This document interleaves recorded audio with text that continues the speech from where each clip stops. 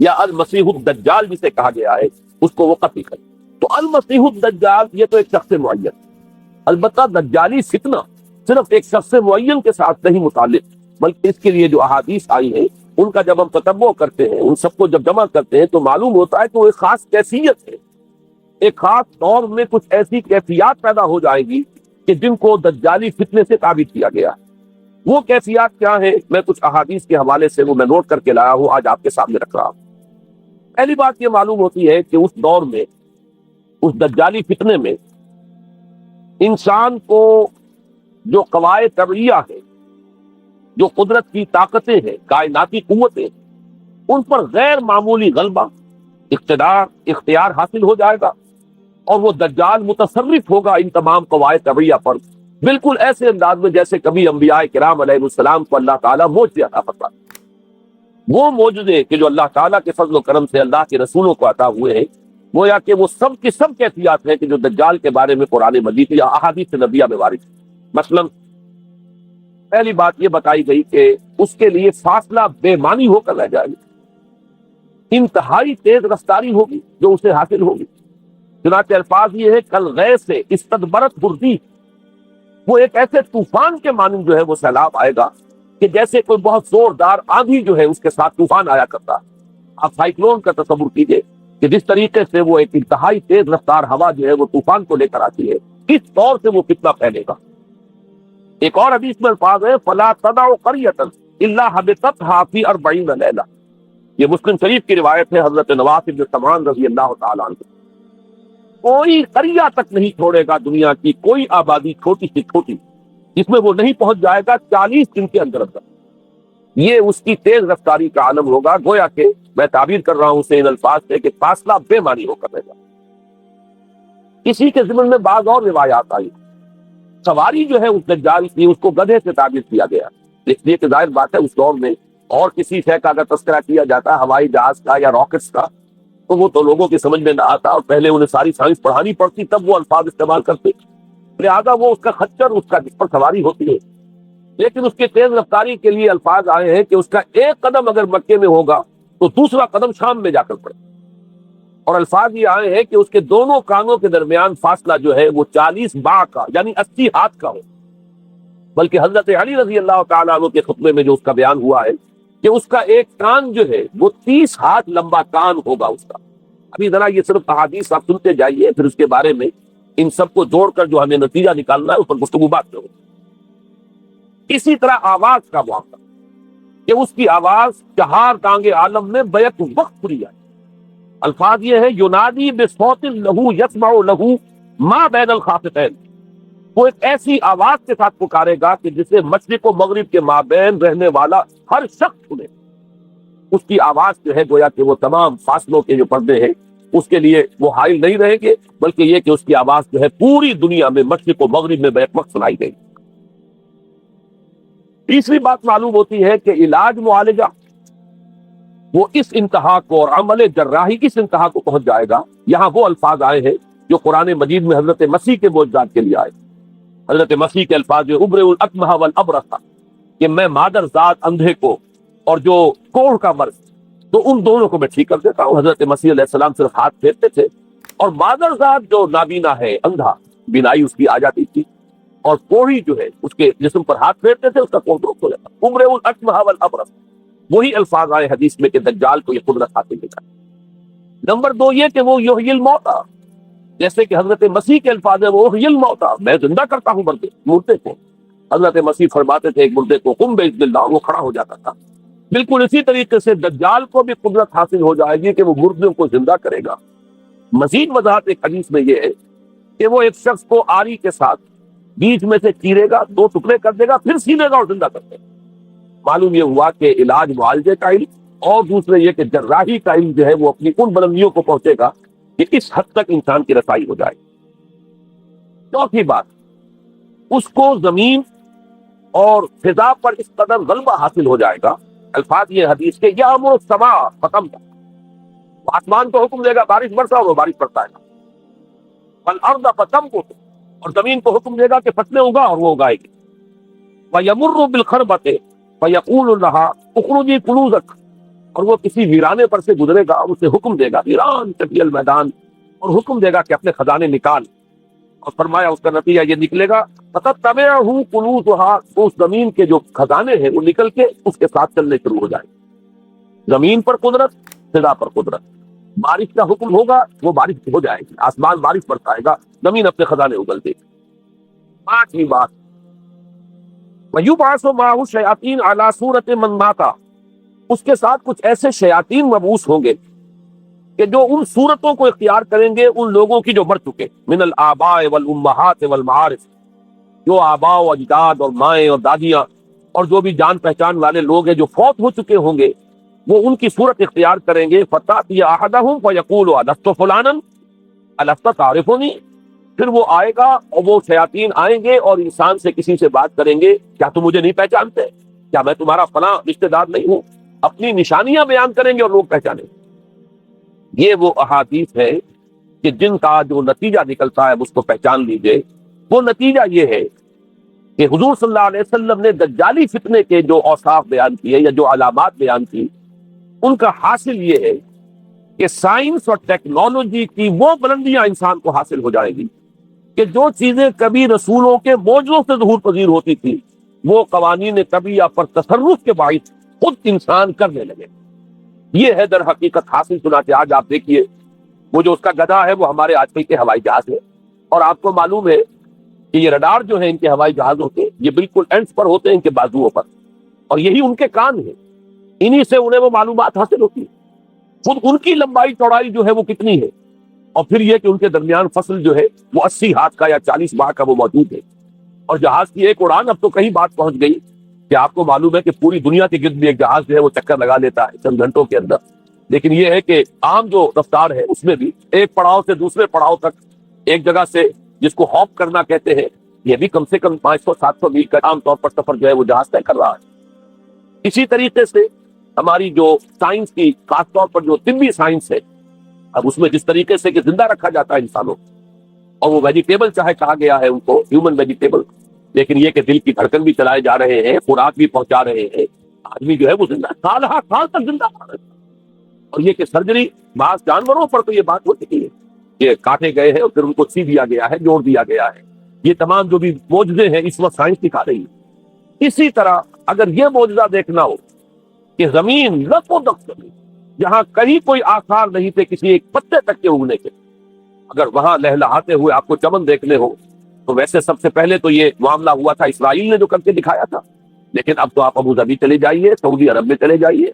سعودی عرب کے اندر حال یہ ہے کہ آپ اگر ہوائی جہاز سے سفر کریں ریاض سے جدہ تک، تو آپ کو جگہ جگہ بڑے سرکولر پیچز نظر آئیں گے جہاز سے نہایت گرین، اور اس کے اندر جو ہے آرٹیفیشل اریگیشن کے ذریعے سے بہت عمدہ وہاں کاشت ہو رہی ہے، بہت خوبصورت پان کے ہے وہ تمام کے تمام سرکولر پیچز، اس لیے کہ جو اریگیشن ہوتی ہے وہ ان ویلز کے ذریعے سے ہوتی ہے کہ جو ایک سرکل میں چلتے ہیں اور پانی کی وہ آرٹیفیشل بارش جو ہے وہ ہوتی رہتی ہے۔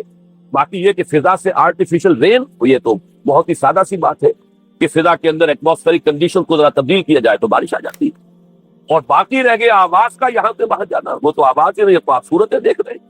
آپ کو نیو یارک میں بیٹھا ہوا خطاب کرے، آپ پوری دنیا کے اندر جہاں چاہیں وہ آل ورلڈ اینٹینا آپ کے پاس صرف ہونا چاہیے، باقی یہ کہ آپ دنیا کے کسی بھی گوشے میں بیٹھے ہوئے کسی شخص کا خطاب جو وہ سن سکتے ہیں۔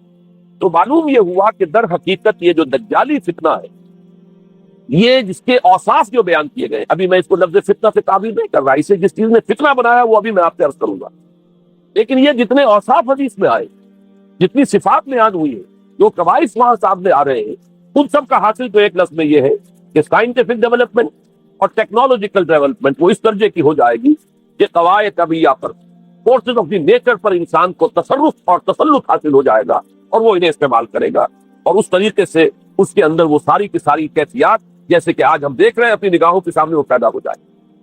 اب سوال یہ ہے کہ اس شے کو فتنہ کس چیز نے بنایا، یہ بات سمجھ لیجیے۔ جہاں تک سائنسی ترقی کا تعلق ہے، تکنیکی ترقی کا تعلق ہے، یہ چیزیں فی الاصل فتنہ نہیں ہے، یہ تو وہ علمہ آدم الاسماء کلہا کا ظہور ہے۔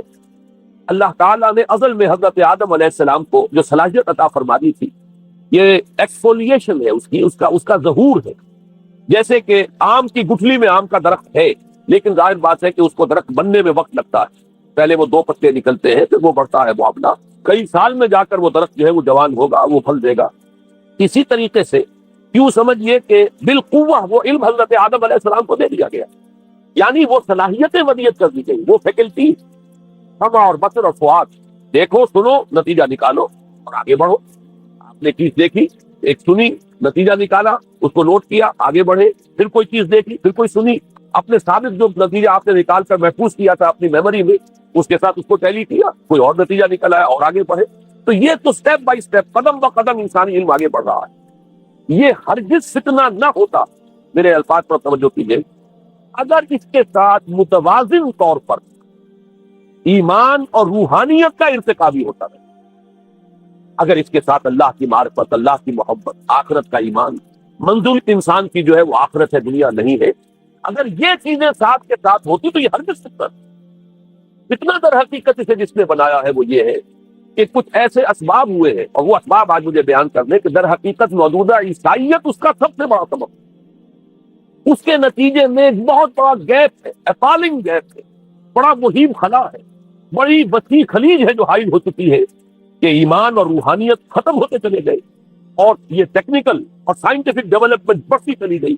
ان دونوں کے درمیان جو مہیم خلا پیدا ہوا ہے اس نے اسے فتنہ بنا دیا ہے، اور عظیم ترین فتنہ بنا۔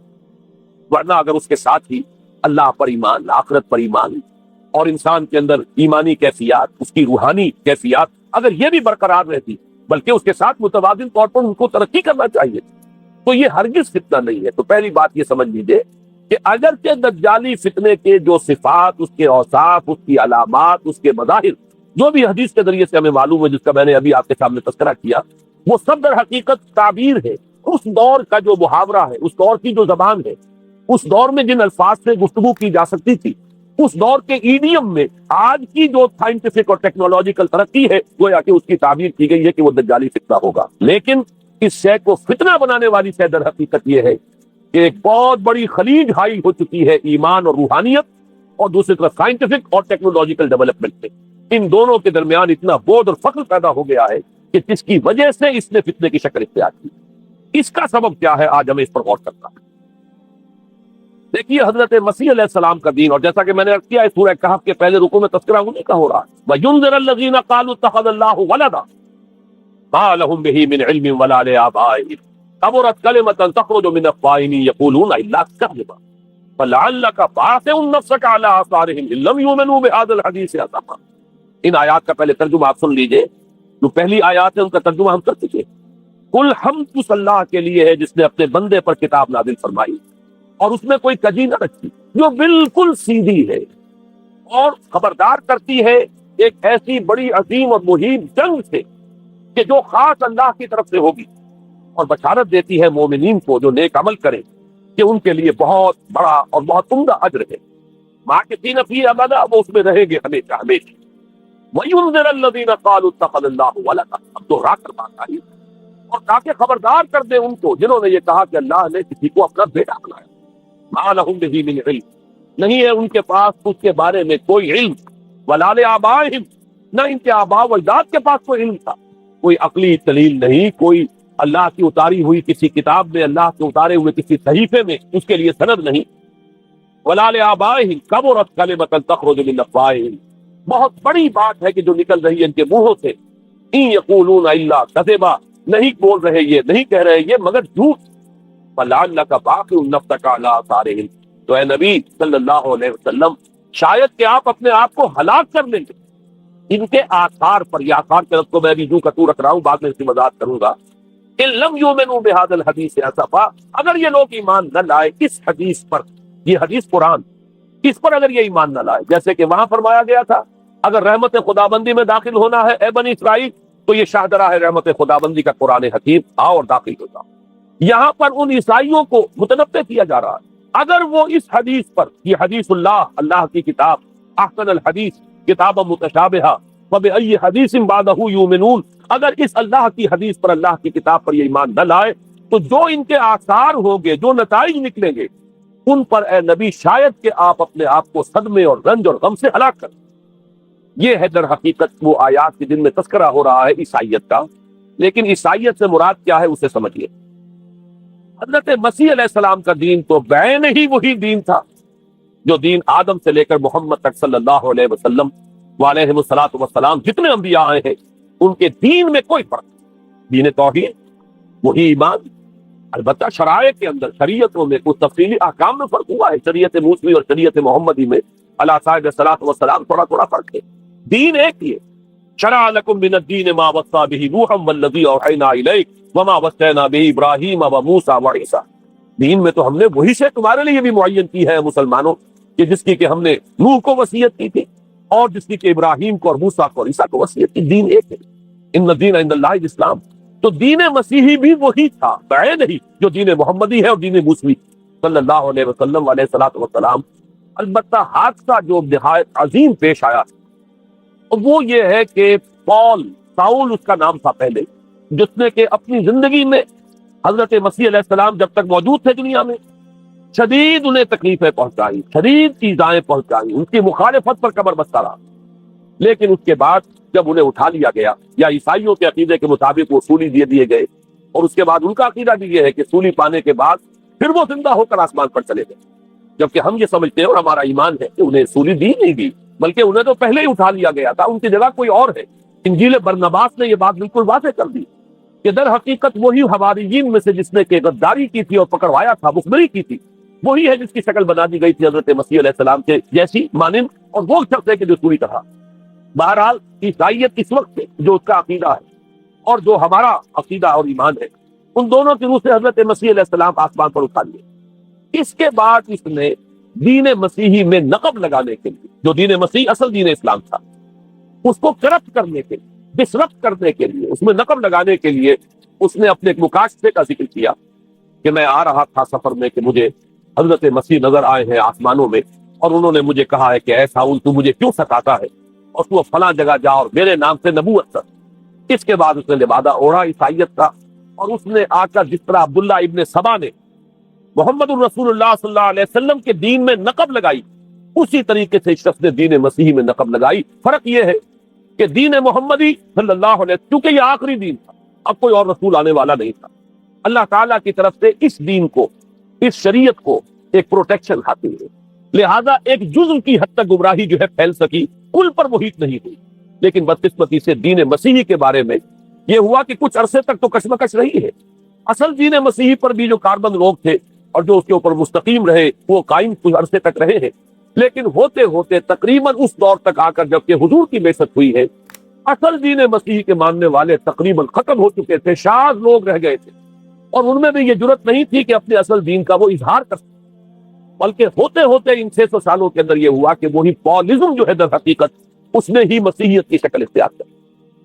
یہ پولزم جو ہے یہ ہے در حقیقت، یوں سمجھیے کہ ادیان عالم کی تاریخ میں سب سے زیادہ گمراہ کن مذہب، جس کا رد عمل پیدا ہوا ہے یورپ میں، جس نے کہ اس دجالی فتنے کی شکل اختیار کی ہے۔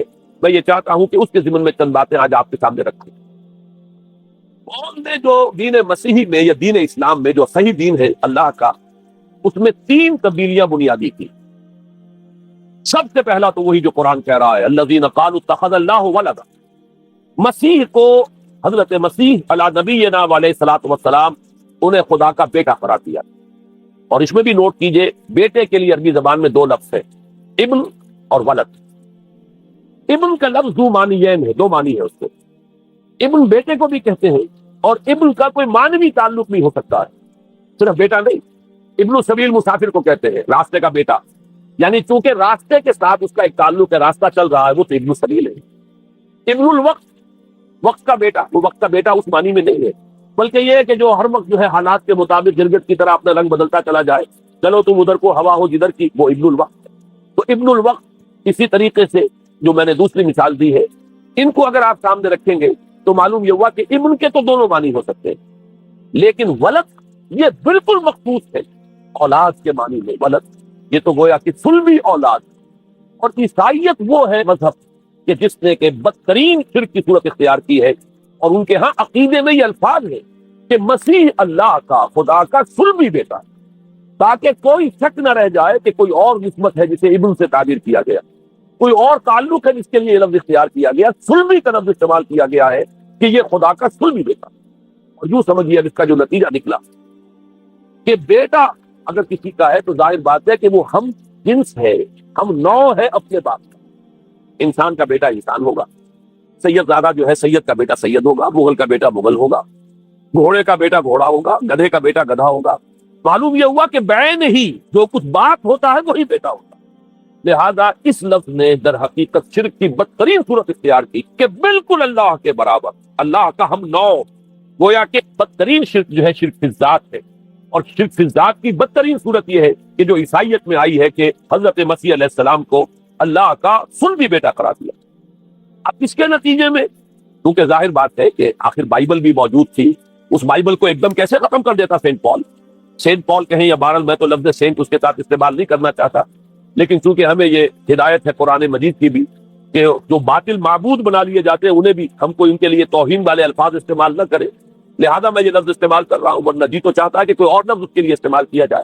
لیکن جو بھی اس وقت دنیا میں اس کا معروف نام ہے پال، سینٹ پال، تو اس نے چونکہ ظاہر بات ہے کہ پوری بائبل کو کیسے ختم کر دے، ایک دم تورات کو کیسے ختم کر دیتا؟ تورات تو آج تک چلی آ رہی ہے بائبل کے ساتھ ملی، the old testament, the new testament, یہ دونوں مل کر بائبل بنتی ہے۔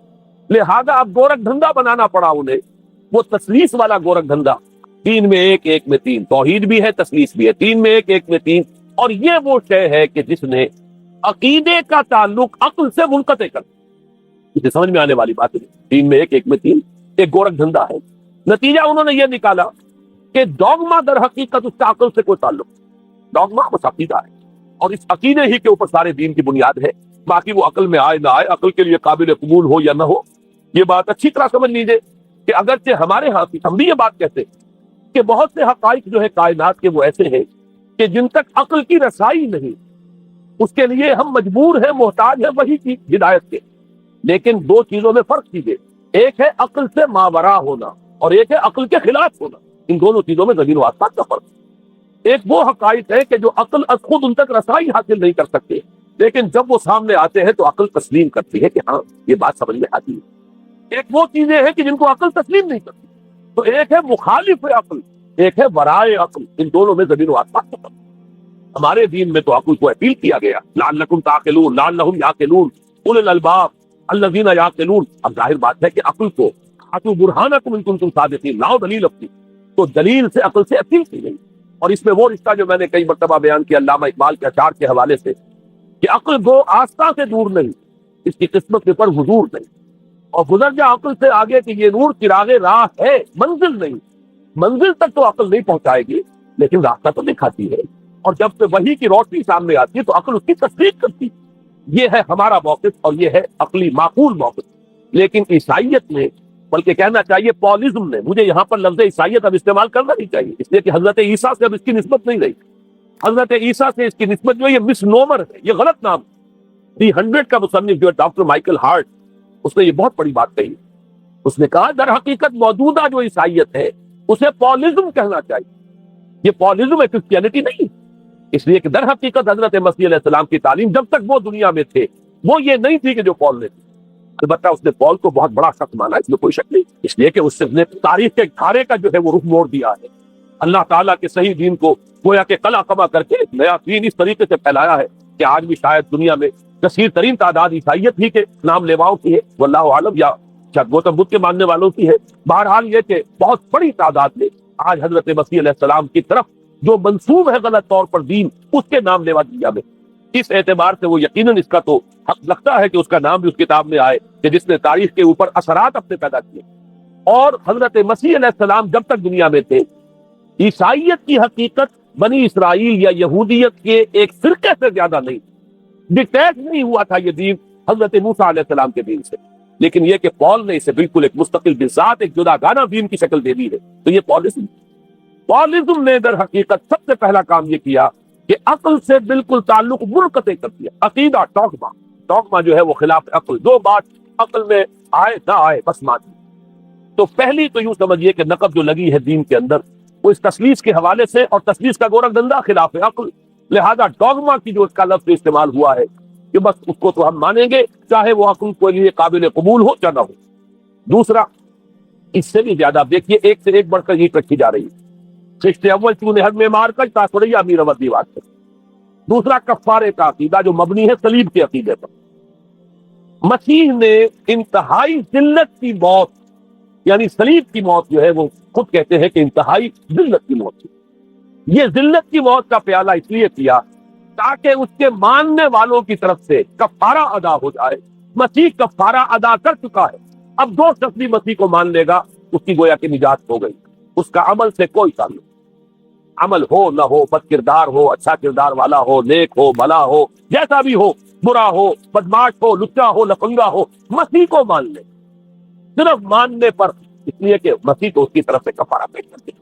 سارے گناہوں کا کفارہ جو ہے مسیح نے انتہائی ذلت آمیز موت جو ہے قبول کر کے گویا کہ اپنے ماننے والوں کے تمام گناہوں کا کفارہ دے دیا۔ یہ دوسرا عقیدہ، اس کا نتیجہ کیا نکلا؟ تثلیث نے عقل سے تعلق توڑ دیا تھا مذہب کا، اس نے عمل سے تعلق توڑ دیا۔ ڈوگما ہی ڈوگما ہے، نہ عقل سے کوئی تعلق، نہ عمل سے کوئی تعلق، کوئی تعلق نہیں رہا۔ دین کی جڑیں جو ہے دونوں اعتبار سے، دین تو نام ان دو چیزوں کا، الا الذین آمنوا وعملوا الصالحات، دونوں کی گویا کہ جڑیں منہدم ہو گئی، بنیادیں منہدم ہو گئی، جڑیں کاٹ دی گئی کہ نہ اس کا تعلق عقل کے ساتھ ہے نہ عمل کے ساتھ۔ تیسری بات آئی ہے، اس نے کہا شریعت منسوخ۔ یہ عجیب ہے، دیکھیے جسے آئرنی آف فیٹ کہتے ہیں انگریزی زبان میں۔ ابھی تک بائبل کے اندر سینٹ میتھیو کے جو روایت ہے، مسیح کی انجیل سے کہا جاتا ہے gospel of the Lord according to Saint Matthew, اس میں جو سرمن آف دی ماؤنٹ ہے، ایک واعظ ہونے کے اعتبار سے واقعتاً میں اس کی عظمت کا بڑا قائل ہوں، عظیم ترین واعظ ہے دنیا کا۔ اس کے شروع میں یہ الفاظ موجود ہیں، don't think I have come to destroy law, ہرگز یہ نہ سمجھنا کہ میں شریعت کو ختم کر دے آیا۔ وہ یہ کہہ کر گئے تھے کہ شریعت موسوی تم پر لاگو رہے گی، عائد رہے گی، لیکن پال نے تیسرا نقب لگایا، شریعت ثابت ہے۔ اس کی ضرورت کیوں محسوس ہوئی یہ بھی سمجھ لیجیے۔ حضرت مسیح یہ کہہ کر گئے تھے کہ میں صرف بنی اسرائیل کے لیے آیا ہوں، میں اسرائیل کے گھرانے کی کھوئی ہوئی بھیڑوں کی تلاش میں آیا ہوں۔ انجیل میں یہ الفاظ آج بھی بڑھ۔ حضرت مسیح نے اپنے حواریین کو جب بھیجا ہے کہ اب جاؤ تبلیغ کرو میری طرف سے، اس کی ہدایتوں میں ایک ہدایت یہ بھی ہے کہ تمہیں صرف اسرائیلیوں تک تبلیغ کرنی ہے، باہر نہیں، میں صرف اسرائیلیوں کی طرف رسول بنا کر بھیجا گیا ہوں۔ یہ الفاظ بھی موجود ہیں، اگرچہ اس وقت کے انجیل میں جو الفاظ ہے وہ تو میں سمجھتا ہوں کہ حضرت مسیح علیہ السلام کے شایان شان نہیں ہے، وہاں کوئی نہ کوئی تحریف ہوئی ہے لفظی، اس لیے کہ وہاں تشبیہ دی گئی ہے کہ کوئی اپنے بچے کے حصے کی روٹی جو ہے کتے کے آگے نہیں ڈالتا۔ گویا کہ جینٹائلز جو ہیں، غیر بنی اسرائیلی، انہیں اس جملے کی روح سے انہیں کتوں سے تشبیہ دی جا رہی ہے کہ میرے پاس میرے بچوں کے حصے کی روٹی ہے، میرے بچے ہیں اسرائیلی، میری روٹی جو ہے یہ جو میرے پاس ہے وہ اسرائیلیوں کے لیے ہے، کوئی اپنے بچوں کے حصے کی روٹی کتے کو نہیں کھلاتا۔ یہ جملہ تو میں سمجھتا ہوں حضرت مسیح کا نہیں ہو سکتا، لیکن یہ ہدایت کہ تمہیں تبلیغ صرف اسرائیلیوں میں کرنی ہے، یہ قرآن مجید کی روح سے ثابت ہے۔ اس لیے کہ قرآن بھی یہ کہتا ہے کہ رسولاً الی بنی اسرائیل، حضرت مسیح علیہ السلام رسول بنا کر بھیجے گئے تھے بنی اسرائیل کی طرف، اس لیے کہ وہ یوں سمجھیے کہ جسے ہمارے ہاں عام اصطلاحات میں علماء کہا کرتے ہیں تاج و تخت ختم نبوت، وہ تاج و تخت ختم نبوت تو ابھی منتظر تھا محمد رسول اللہ صلی اللہ علیہ وسلم کی آمد کا، کہ وہی آئیں گے تو انہی کی بعثت ہوگی پوری نوع انسانی کی طرف۔ آپ سے پہلے کسی رسول کی بعثت پوری نوع انسانی کی طرف نہیں ہوئی بشمول حضرت مسیح علیہ السلام۔ ہر جو ہے رسول جو آیا ہے آپ سے پہلے اپنی اپنی قوموں کی طرف آیا، لیکن اس پال نے کیا کیا؟ پہلے تو یہ اصول توڑا۔ ہم اس دین مسیحی کی یا جو پالزم ہے اس کی اب تبلیغ کریں گے غیر اسرائیلیوں میں، وہاں انہیں دقت پیش آئی، شریعت موسوی بڑی بھاری شریعت ہے، اور وہ بھاری شریعت جو ہے اس کو قبول کرنا تو لوگوں کے لیے آسان نہیں۔ انہوں نے یہ کیا کہ یہ شریعت تم پر ثابت، شریعت کا بوجھ تم پر نہیں، برڈن آف لا یہ تمہارے لیے نہیں۔ اور میں یہاں مثال دے دینا چاہتا ہوں، میں نے ہی تاریخ نے اپنے آپ کو دہرایا ہے، عبداللہ ابن سبا نے جو فتنہ شروع کیا تھا ہمارے ہاں، ہماری تاریخ میں جو اس کے اثرات سے پیدا ہوئے، ان میں سے ایک جو ہے وہ شکل وہ اسماعیلیت والی ہے، کہ اسماعیلیت نے بھی بعین ہی یہی شکل اختیار کی ہے۔ ہندوستان میں آ کر جب اسماعیلی داعیوں نے جب تبلیغ کی ہے تو شریعت ثابت کر دی۔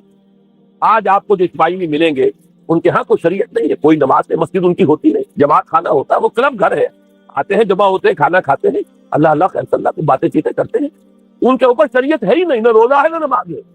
اور بعین ہی وہی جو اختیارات میں ابھی آپ کو بتاؤں گا کہ جو پوپ کے ہیں وہی ان کے امام حاضر کے اختیارات۔ بہرحال تیسری نقب جو میں نے عرض کی آپ سے وہ یہ تھی کہ شریعت منسوخ، اس کا نتیجہ کیا نکلا؟ اب دیکھیے ذرا غور کیجیے، ایک بہت بڑا خلا پیدا ہو گیا، وہ خلا کون پر کرے گا؟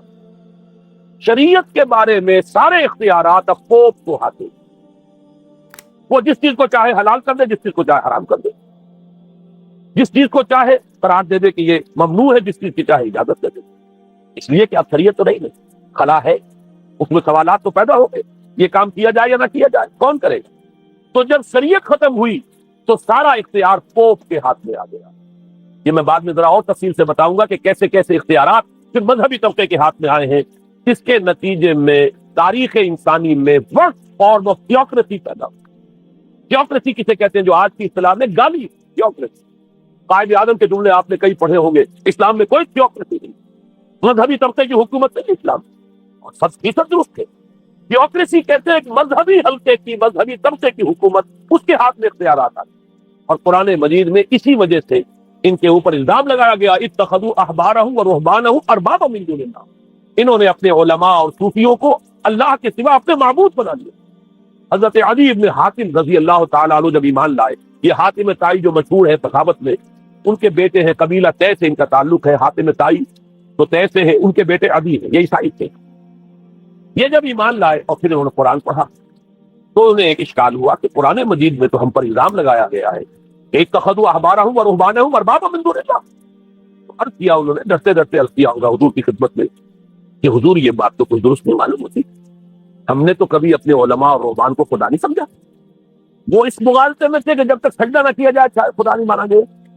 حضور نے پوچھا کیا ایسا نہیں ہے کہ جس چیز کو وہ حلال کہتے تم حلال مان لیتے ہو، جس چیز کو حرام کہتے ہیں حرام مان لیتے ہو؟ ہاں یہ تو ہے، یہی تو فرمایا اربابا من دون اللہ، تحلیل و تحریم کا اختیار صرف اللہ کا، یا اللہ کے نمائندے کی حیثیت اس کے رسول کے پاس ہے جس کو وحی آتی ہے، اس کے بعد کسی کو اختیار نہیں۔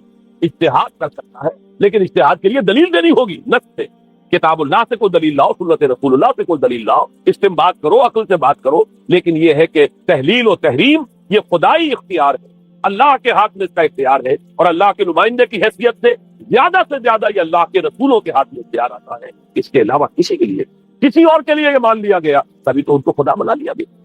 اسی معنی میں آج کی جمہوریت جو ہے وہ بدترین شرک ہے کہ یہاں یہ تسلیم کیا جاتا ہے کہ ساورنٹی جو ہے وہ عوام کی ہے، ساورنٹی آف دی پیپل۔ کیا معنی ہے؟ کہ عوام کے نمائندے جو چاہے قانون بنا دیں، جس چیز کو چاہے حلال ٹھہرائیں، جس چیز کو چاہے حرام ٹھہرائیں، ان کے پاس حلت و حرمت کے جو پورے اختیارات ہیں ان کے پاس آ گئے۔ یہی تو خدائی مقام ہے، خدا کا مقام دے دیا گیا، اس سے بڑا شرک کیا ہوگا؟ در حقیقت حاکمیت غیر اللہ اس دور کا سب سے بڑا شرک۔ تو وہاں یہ حق جو ہے دے دیا گیا علماء کے ایک طبقے کو، پوپ کو، تو گویا کہ تاریخ انسانی کی بدترین تھیوکریسی، بدترین مذہبی استبدادی حکومت قائم ہوئی ہے یورپ میں۔ اس کے حوالے سے میں کچھ تاریخی حوالے بھی اب آپ کے سامنے رکھوں۔ دیکھیے جب سے پال نے یہ کام شروع کیا ہے تو تقریباً 3 صدیوں تک تو یہ صرف ایک مذہبی تبلیغ کا کام ہوا۔ انہوں نے کوششیں کی، محنتیں کی، پیغام پہنچایا، اور جیسا کہ میں عرض کر چکا ہوں اس وقت تک گڈمٹ تھے، پال کے ماننے والے بھی تھے اور حضرت مسیح کے جو اصل صحابہ تھے جو ان کے حواریین تھے ان کے ماننے والے بھی تھے، لہذا کشمکش ان کے اندر بھی چل رہی تھی۔ لیکن ظاہر بات ہے کہ حضرت مسیح کے اصل حواریین وہ تو اول تو یہ کہ اپنی گفتگو رکھ رہے تھے محدود بنی اسرائیل تک، نمبر 2 یہ کہ انہوں نے تو شریعت کو ساقط نہیں مانا، جنگل کی آگ کی طرح جو مسیحیت پھیلی ہے وہ پالزم والی مسیحیت، اس لیے کہ اس میں تو کوئی شریعت کا کوئی بوجھ نہیں، کوئی حلال نہیں، کوئی حرام نہیں، کوئی نماز نہیں، کوئی روزہ نہیں، لہذا یہ تیزی کے ساتھ ہے۔ اور 300 برس تک تو ایک کشمکش جاری رہی، انہوں نے تبلیغیں کی، مصائب کھیلے، کشمکش اندر بھی چلی باہر بھی چلی۔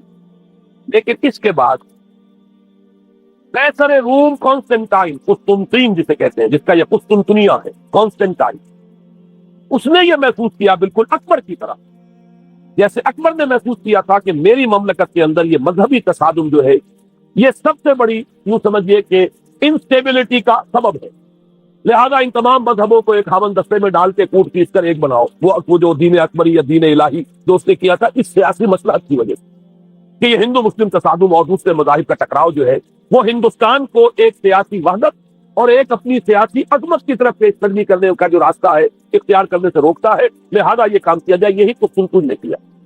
اس نے جب دیکھا بڑی کشمکش چل رہی ہے اس نے خود عیسائیت اختیار کی۔ عیسائیت کون سی اختیار کی؟ پالزم والی۔ ظاہر بات ہے اس کے لیے بھی اصل عیسائیت اختیار کرنا جو مشکل تھا، پالزم والی۔ اور اس کے بعد یہ اسٹیٹ کی جو مشینری تھی، جو طاقت تھا، جو دباؤ تھا، اس کے حوالے سے اب یہ مسیحیت جو ہے پورے رومن امپائر کے اندر اب یہ بڑی تیزی کے ساتھ جس کو کہنا چاہیے اس کا ایک نظام قائم ہوا، اور جو مذہبی طبقہ تھا اس کا اقتدار مستحکم۔ اس کے باوجود 200 برس اور گزرے، یونان چونکہ بہت بڑا مرکز تھا علم کا، فلسفے کا، سائنس کا، حکمت کا، آپ کو معلوم ہے یہ تمام ارسطو ہو، افلاطون ہو، یہ سب یونان کے ہیں، ارشمیدس ہو، یہ تمام کے تمام جو بھی ہے، تو سائنس اور فلسفہ دونوں اس کا گہوارہ یونان تھا۔ یونانی حکما اعتراض کرتے تھے، لہذا سن 529 اس کو نوٹ کر لیجیے۔ جسٹینین ایک قیصر تھا، اب قسطنطین کے 200 برس بعد، اس نے اپنی پوری مملکت میں فلسفہ اور سائنس کی تعلیم حرام کرا دی۔ کوئی نہ فلسفہ پڑھ سکے گا نہ سائنس، جو فلسفہ پڑھے گا اس کو مرتد قرار دے دیا جائے اور زندہ آگ میں جلا دیا جائے۔ انکوزیشن کورٹ قائم ہوئی، وہ صرف مذہبی عدالتیں اس لیے قائم ہوتی تھی کہ جس کے بارے میں معلوم ہو جائے کہ یہ فلسفہ پڑھتا ہے یا یہ سائنس پڑھتا ہے، اس لیے کہ فلسفہ اور سائنس دونوں جڑ کاٹتے ہیں اس ڈوگما کی۔ وہ ڈوگما جو پالزم والا ڈوگما ہے، اس کی جڑ کھودنے والی ہے دونوں چیزیں، اور چونکہ وہ دونوں عقل کو اپیل کرتی ہیں، یہ ڈوگما عقل کے متضاد ہے، لہذا مذہب کا تحفظ اسی طرح ہو سکتا ہے کہ اب ان دونوں کو بالکل ممنوع قرار دے دیا جائے۔ یوں سمجھیے کہ تقریباً 1000 برس تک یورپ میں، چونکہ سب سے بڑی امپائر یہ، یورپ میں فلسفہ اور حکمت اور یہ سائنس کی تعلیم ممنوع ہے۔ یہ ہے در حقیقت سب سے پہلا کام جو جسٹینین نے کیا 529۔ اس کے بعد آگے چل کر پوپ کا جو اقتدار ہے وہ اتنا زبردست بنا ہے، پوپ کو اختیار حاصل ہو گیا، جس چیز کو چاہے وہ قانون کا درجہ دے دے۔ یہ کہ شریعت تو ہے نہیں، خلا پوپ کون کرے گا؟ پوپ کو اختیار حاصل ہو گیا، وہ جس کے گناہ چاہے معاف کر۔ اب دیکھیے، اگرچہ ویسے تو گناہ پہلے ہی معاف ہو گئے کہ جس نے مسیح کو مان لیا گناہ تو معاف ہو گئے اگلے پچھلے تک، لیکن یہ کہ پھر بھی ایک خلش رہ جاتی ہے انسان کے دل میں، کیونکہ ایک اخلاقی حص انسان کے اندر اللہ نے پیدا کی ہوئی۔ جب کوئی شخص کرتا ہے، کوئی بدکاری کرتا ہے، کوئی چوری کرتا ہے، ڈاکہ ڈالتا ہے، تو وہ جو ایک کانشنس ہے، وہ جو پرک کرتا ہے، اس کو بھی ختم کرنے کے لیے اگر پوپ یا کارڈینل یا اس کے کسی نمائندے کے سامنے جا کر اعتراف گناہ کر لو اور کچھ اس کی مٹھی گرم کرو، کچھ ہدیہ پیش کرو، تو توبہ نامہ، معافی نامہ تمہیں دے دیا جائے گا، اور وہ جو چیز ہے وہ تمہارے لیے سند ہے کہ کوئی تم سے بات پرس تمہارے گناہ کے لیے۔ پھر ان کی قیمت ہے، ان کے لیے بڑی بڑی جو ہے ہدیے مقرر کیے گئے۔ تیسری چیز، بائبل کا عمل تو یہ کہ مفہوم جو ہے وہ کوئی سند نہیں ہے، یہ کہ بائبل ہانٹ کر رہی تھی، اولڈ ٹیسٹمنٹ بھی ہے، یہ حضرت مسیح کی 4 انجیلیں بھی ہیں، یہ تعلیم کچھ اور ہے، لہذا بائبل جو ہے وہ سند نہیں ہے۔ سند پوپ کا جو ہے فرمان، وہ سند بائبل کی شرح کرنے کی، بائبل کی طرف سے کوئی دلیل لانے کی کسی کو کوئی حق حاصل نہیں۔ یہ جبر تھا، یہ تشدد تھا یورپ میں۔ یہ وہ دور تھا جبکہ اسلام پھیل رہا تھا۔ میں نے اس لیے آپ سے کہا تھا، نوٹ کرایا آپ کو، 529 میں جسٹینین کا یہ فرمان، 571 میں حضور کی ولادت ہو رہی ہے، وہی صدی ہے، اور 630 کے آس پاس، بلکہ 629 کے آس پاس سلطنت روما کے ساتھ مسلمانوں کا ٹکراؤ شروع ہوا۔ تو یہ تاریخی ان کو ریلیشن جو ہے ذہن میں رکھی، جس وقت مسلمان آئے اور 200-300 برس جو ان کے عروج کے ہیں، اس وقت آپ کو معلوم ہے کہ تقریباً 6 صدیاں ہو چکی تھی کہ یورپ بالکل جس کو کہا جاتا ہے ڈارک ایجز، انتہائی تاریخی مذہبی جبر اور استبداد، اس کے سوا کچھ نہیں۔ اور ملاؤں کی حکومت جسے آپ کہیں گے، جسے آج کل کی اصطلاح میں کہا جائے گا، وہ جس کو چاہے جو چاہے سزا دے دے، پوپ کو اختیار حاصل ہے۔ کسی کے بارے میں ذرا جیسے بعض اوقات خبریں سچی ہیں، یہ جھوٹی، لیکن میں مثال دے رہا ہوں، جیسے خبریں آتی رہی ہیں ایران کے بارے میں کہ کہیں اگر معلوم ہو گیا ہے تو پاسداران انقلاب پہنچے اور سمری ٹرائل اور فوراً ختم کی آدمی۔ اس قسم سے انکوزیشن رپورٹ جو ہے وہ کورٹ وہاں قائم ہوئی، اور یوں سمجھیے کہ لاکھوں افراد تحت دیکھ لیے گئے، زندہ جلائے۔ لیکن اس کے بعد جب عالم اسلام میں وہ روشنی پھیلی، اور خاص طور پر بنو عباس کے زمانے میں، اب بھاگ بھاگ کر وہاں جو بھی تھے فلسفے کے اور سائنس کے کچھ دلچسپی رکھنے والے، وہ بھاگ کر عالم اسلام میں آ گئے۔ یہاں اب وہ کتابیں جو ہیں ان کے ترجمے ہوئے، خاص طور پر مامون اور ہارون الرشید کے زمانے کے اندر یہ علم جو ہے ہندوستان سے بھی لیا، یونان سے بھی لیا مسلمانوں نے، اور اس کے بعد یہ گرناطہ اور قرطبہ کی یونیورسٹیوں کے ذریعے سے اس علم نے پینیٹریٹ کیا ہے دوبارہ یورپ میں۔ دیکھیے سرکل کیسے بنا ہے، یونان کا علم آیا ہے پہلے عالم اسلام میں، مڈل ایسٹ میں، اور پھر ادھر سے ہو کر چکر کھا کر اور اسپین کی یونیورسٹیوں کے ذریعے سے یورپ میں انٹروڈیوس ہوا ہے۔ اس وقت پھر اصلاح مذہب کی تحریک شروع ہوئی، اور ساتھ ہی تحریک احیاء العلوم رینیسانس، اس کے نتیجے میں وہاں بیداری پیدا ہوئی۔ لیکن یہ بیداری اب آپ نوٹ کر لیجئے، ایک تو پروٹیسٹنٹ مذہب پیدا ہوا، اور کئی سو برس تک تصادم رہا، کیتھولک کے اندر اور پروٹیسٹنٹ میں۔ پورے اسلام کی تاریخ میں کبھی اتنے خونی فسادات نہیں ہوئے کبھی بھی، شیعہ سنی فساد بھی کبھی اتنا نہیں ہوا جتنا کہ کئی سو برس تک رومن کیتھولک اور پروٹسٹنٹ کے مابین یورپ میں ہوتا رہا. بلکہ اس میں تو ایسے ایسے واقعات آتے ہیں کہ لگ بھگ 10 لاکھ افراد جو ہیں وہ ختم ہوئے ہیں. یہ آپس کا تصادم جو تھا، پروٹسٹنٹ مذہب جو پیدا ہوا اصلاح مذہب کی تحریک کے ذریعے سے، اور وہ رومن کیتھولک پاپائیت والا نظام، ان کے درمیان جو تصادم ہوا 10 لاکھ کی تعداد بتائی جاتی ہے کہ آدمی مارے گئے.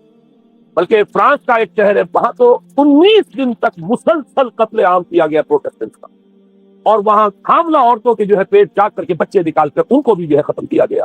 یہ سارا ظلم جو ہے وہاں ہوا ہے، تصادم ہوا ہے. اس کے نتیجے میں آپ خود سوچئے کہ کس قدر نفرت پیدا ہوئی عوام کے اندر مذہب سے. اس کے ساتھ ہی اب وہ علم شروع ہوا، سائنس شروع ہوئی. لہذا علم اور سائنس دونوں کی جڑ میں مذہب سے شدید نفرت پیدا. یہ ہے وہ سبب کہ جس نے یہاں سے راستے علیحدہ کر دیے. اور مذہب چونکہ جبر کرتا ہے، مذہب چونکہ عقل کے اوپر بیڑیاں بٹھاتا ہے، پہرے بٹھاتا ہے، بیڑیاں ڈالتا ہے، اور مذہب چونکہ تشدد کرتا ہے، لہذا مذہب کے خلاف ایک نفرت، ایک ریئیکشن.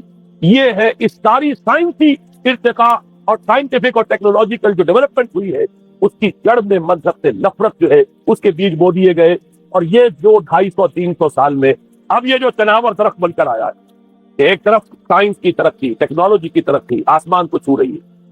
آج انسان چاند کے اوپر تو انسان کے قدم جو ہے پہنچ چکے ہیں، اور آپ کا ایک راکٹ جو ہے وہ پورے تمام سیارے جو ہیں جو ہمارے سولر سسٹم کے ہیں ان سب کا چکر لگا کر اور وہ اس سے باہر چلا گیا ہے. خلا کے اندر کہاں گیا کچھ پتا نہیں. لیکن یہ کہ تقریباً یوں سمجھیے کہ 77 کا چلا ہوا وہ، اور 12 برس تک اس نے سفر طے کیا ہے. کم سے کم سولر سسٹم کا جو ہے اس نے پورا جو ہے احاطہ کیا. اور جو میں نے آپ کو وہ احادیث سنائی ان کے حوالے سے بات کیا سمجھ میں آئی کہ یہ سائنٹیفک، ساری کی ساری سائنٹیفک ڈیولپمنٹ، یہ ٹیکنالوجیکل ڈیولپمنٹ، لیکن چونکہ اس کے ساتھ مذہب کا انکار ہے، خدا پر ایمان نہیں ہے، آخرت کا یقین نہیں ہے، روح کا گویا کہ انکار، روحانیت تو بہت دور کی بات ہے، روح کا بھی انکار. نتیجہ یہ ہے کہ ان دونوں چیزوں کے مابین وہ گیپ جسے میں نے کہا تھا فالنگ گیپ، ایک بہت بڑا گیپ ہے جو پیدا ہو چکا ہے. اب میں حدیث آپ کو سنا رہا ہوں. بخاری شریف میں جو روایت ہے حضور نے فرمایا کہ دجال کے ماتھے پر لکھا ہوا ہوگا کافارا، کفر. الفاظ یہ ہے انہو مکتوب بین عینیہ کافارا، علیحدہ علیحدہ، یقرأہ کل مومن کاتب او غیر کاتب. وہ اس طرح نمایاں لکھا ہوا ہوگا کہ ہر شخص اسے پڑھ لے گا، چاہے وہ لکھنے والا ہو چاہے نہ ہو، لکھا پڑھا ہو چاہے نہ ہو. یعنی اس تہذیب کی پیشانی پر کفر لکھا ہو. مذہب سے دشمنی، مذہب سے بوجھ، مذہب سے دوری، مذہب کی ہر چیز کی نفی. آج جو ایک ورلڈ سیویلائزیشن، ایک عالمی تہذیب ہے جس کا کہ غلبہ ہے ہمارے اس پورے گلوب پر، اس میں 3 چیزوں کے مقابلے میں 3 چیزوں کی اہمیت. خدا کی اہمیت نہیں ہے، ہم انکار بھی نہیں کرتے لیکن ہم جانتے بھی نہیں کہ ہے کہ نہیں. ہاں، اہمیت کائنات کی، اور کرو کائنات کے قوانین کو سمجھو، ایکسپلائٹ کرو، قوت جو ہے نیچر کی قوت اس کو مسخر کرو، اس کو استعمال کرو. خدا ہے یا نہیں ہے چھوڑو اس بحث کو. اصل اہمیت جو ہے وہ اسی طرح اصل اہمیت اس قسم کی مادے کی ہے. روح ہوگی کوئی شے ہمیں نہیں پتا، نہ ہم دیکھ سکتے ہیں، نہ ہم اسے چھو سکتے ہیں، نہ چکھ سکتے ہیں، ہوگی. لیکن یہ کہ اصل جو ہے اہمیت وہ مادے کی ہے. اسی طریقے سے حیات دنیاوی، اصل سے حیات دنیاوی، اس کو بناؤ، سنوارو، بہتر سے بہتر زندگی گزارو، ویلفیئر اسٹیٹ ہو، بہت ہی عمدہ ماحول ہو اور ہر چیز کو، لیکن حیات ہوگی. اب تو آرام سے گزرتی ہے، آخرت کی خبر خدا ہے یا نہیں ہے اس سے ہمیں کوئی بحث نہیں. 3 چیزوں کے مقابلے میں 3 چیزوں کی اہمیت، یا یوں کہیے کہ 3 چیزوں کے مقابلے میں مقابل کی 3 چیزوں کو بالکل غیر اہم اس کی طرف کو توجہ کا ارتکاز کائنات پر ہے، ذات باری تعالیٰ پر. ذات و صفات باری تعالیٰ ایک صرف علمی موضوع ہے، اصل توجہ کس ہے؟ کائنات. روح وہ بھی کوئی ہے اصل سے جسم ہے، مادہ. حیات اخروی ہمیں نہیں پتا، کسی نے واپس آ کر خبر نہیں دی مرنے کے بعد، لہذا ہم نہیں کہہ سکتے ہے کہ نہیں. البتہ یہ کہ حیات دنیا کی تو ہے، اس کو مضبوطی کے ساتھ تھامو، اس کو بہتر بناؤ. توجہ کا اصل ارتکاز حیات دنیا کی. یہ ہے وہ گلوبل سیویلائزیشن جو در حقیقت یورپ سے ابھری، اور یورپ سے ابھری ہے اس کی بنیاد میں مذہب کی دشمنی موجود تھی. جو رد عمل تھا در حقیقت اس پاپائیت کے نظام کا جو پولزم کے ذریعے سے دنیا میں قائم ہوا، یہ وجہ ہے. اور آج انسان جہاں کھڑا ہے غور کیجئے، انتہائی ہولناک جنگ جو ہے وہ اس کے سر پر ایک خطرے کے طور پر مسلط ہے. 2 جنگیں اس ایک صدی میں ایسی ہو چکی ہیں جنہیں اپنے world war 1 and world war اتنے بڑے پیمانے پر قتل و غارت دنیا میں پہلے کبھی نہیں، اس لیے کہ پہلے فوجوں کی جنگیں ہوتی تھی، آبادیوں پر جا کر کہیں کو قتل عام ہو گیا ورنہ یہ کہ قبضہ لیا، پہلے وہ کسی اور کی ریت سے اب کسی اور کی ریت ہو گئی۔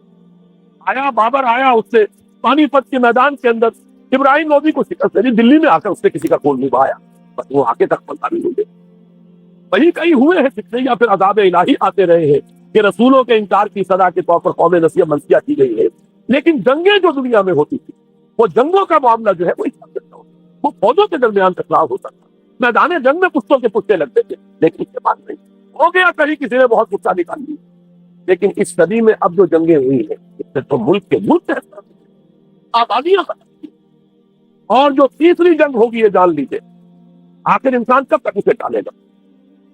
رشیا کے بارے میں یہ سمجھنا کہ وہ پیچھے ہٹ گیا ہے، پسپائی اختیار کرنی ہے، اس سے بہت بڑی حماقت ہے۔